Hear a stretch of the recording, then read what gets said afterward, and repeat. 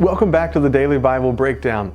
Today we're going to be concluding the book of Numbers as we look at chapters 34 through 36. And these chapters give us some of the final instructions for the nation of Israel before they enter into the Promised Land. Now, the boundaries of the land are given to us in great detail in the first 15 verses of chapter 34. And the rest of that chapter gives the names of the ones who would have oversight of the dividing of the land among the tribes. That would be Eleazar, who was the priest, and Joshua, who was the next leader. They were going to oversee this entire process along with one ruler from each of the 12 tribes. In chapter 35, we find the inheritance of the Levites is laid out. They were to be given cities and the surrounding suburbs of those cities for their people and their flocks to settle.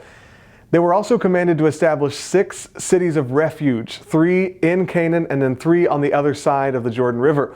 And these were actually designed to safely house those who accidentally killed someone else. It's important to understand that murder would still be punished by death, but accidental manslaughter would not be, so long as the one who did the killing stayed in one of those cities of refuge for the allotted time, which was until the high priest were to pass away. In chapter 36, a specific issue arose concerning the daughters of one tribe who had married into another tribe.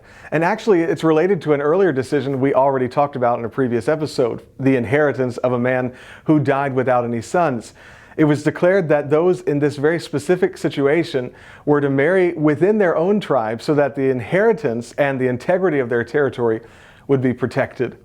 Then the final verse of Numbers concludes with a very brief summary of God's message to Moses throughout these chapters. And that brings us to the end of the book of Numbers. And I told you when we started this study, it was not going to be a boring book.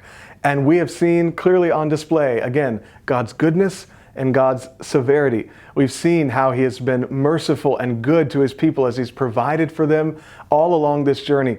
But we've also seen His severity as He's had to judge them and punish them for their rebellion. That's all the time we've got for today's Daily Bible Breakdown. We'll see you in the next episode as we start the book of Deuteronomy.